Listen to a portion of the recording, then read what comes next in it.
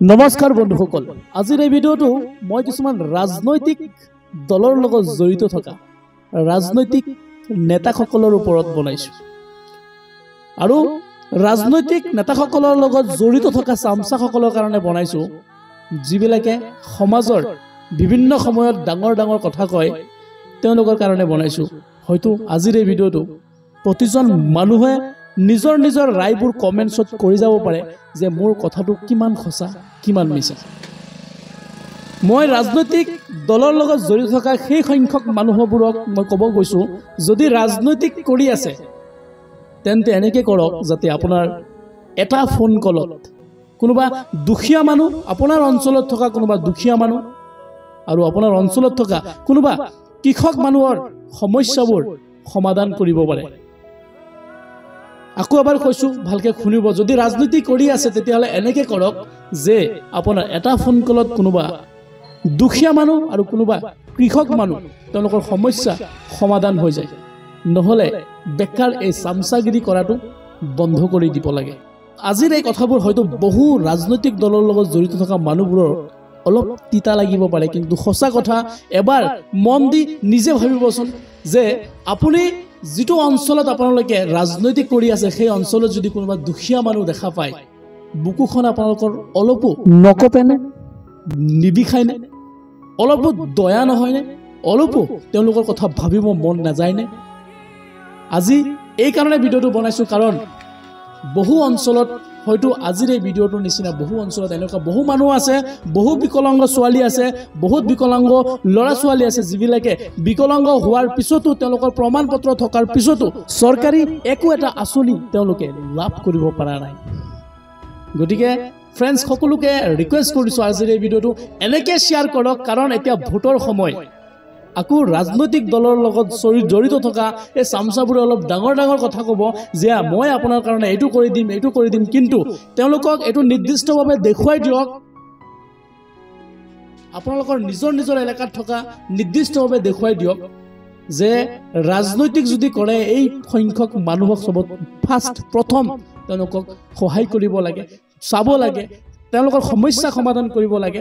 তাৰ পিছতে যদি তেওঁলোকে ভোট বিচাৰি আহে, সেই মানুহবোৰক লাগিলে যিকোনো দলৰ নহওক কিয় যদি ভাল কাম কৰিছে সেই দলৰ মানুহবোৰক ভোট দিব লাগে। যদি মোৰ কথাবোৰৰ লগত আপোনালোকে একমত হয়, আজিৰ এই ভিডিঅ'টো প্লিজ ৰিকুৱেষ্ট কৰিছোঁ এবাৰ কমেণ্ট ছেকশ্যনত আপোনালোকৰ নিজৰ মতামতবোৰ দি যাব, যাতে মই আপোনালোকৰ পৰা আপোনালোকৰ কথাবোৰ শুনি নিজকে মটিভ কৰিব পাৰোঁ আৰু সমাজৰ এনেকুৱা ধৰণৰ বিভিন্ন সমস্যাৰ সন্মুখীন হৈ থকা মানুহবোৰৰ কাৰণে ভিডিঅ' বনাই যাব পাৰোঁ। তো আহকচোন এইখন অঞ্চলত বসবাস কৰা এজন স্থানীয় মানুহৰ পৰা এই ছোৱালীজনীৰ কিবা ব্যৱস্থা কৰিছেনে নাই জানিব বিচাৰিম। নমস্কাৰ, আপুনি দক্ষিণ জামুনৰ মইনাপুৰৰ মানুহ। এই ছোৱালীজনীৰ যিহেতু অৰুণোদয়ৰ তাইক কৈছে আপোনাৰ ঘৰৰ ওচৰতে দেখিছোঁ, অৰুণোদয়ৰ ব্যৱস্থাটো ইতিমধ্যে হৈছে নে নাই? হৈছে। আচ্ছা, জমাটো কাৰ ওচৰত দিছিলে?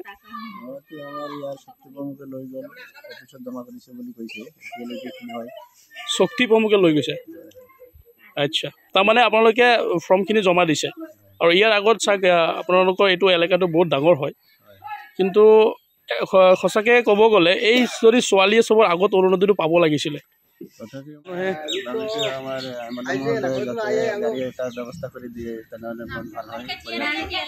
আচ্ছা, MLA ছাৰে। আচ্ছা, হয় হয়।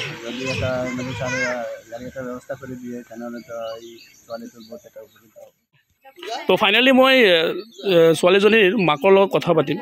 বাকী এই ভিডিঅ'টা আপোনাৰ এই ভিডিঅ'টা MLA ছাৰে দেখব, কি কৰিব মানে আপনাৰ মেয়েৰ লেগা?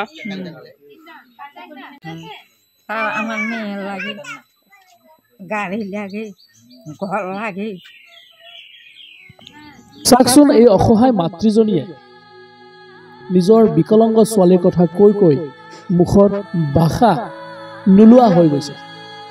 গতিকে মই মোৰ এই চেনেলৰ জৰিয়তে আমাৰ মাননীয় বিধায়ক ৰামকৃষ্ণ ঘোষ ডাঙৰীয়ালৈ এটা অনুৰোধ কৰিছোঁ যে ছাৰ, আপুনি যদি মোৰ এই ভিডিঅ'টো দেখা পায় তেন্তে এই পৰিয়ালৰো এটা ৰিকুৱেষ্ট আছে আপোনালৈ যে আপুনি অতি সোনকালে যাতে এইজনী ছোৱালীৰ কাৰণে এটা হুইল চেয়াৰ আৰু লগতে এটা থাকিবৰ কাৰণে ঘৰৰ ব্যৱস্থা কৰি দিয়ে যেন আৰু এইটোৱে এই পৰিয়ালটোৰ আপোনালৈ এটা অনুৰোধ থাকিল।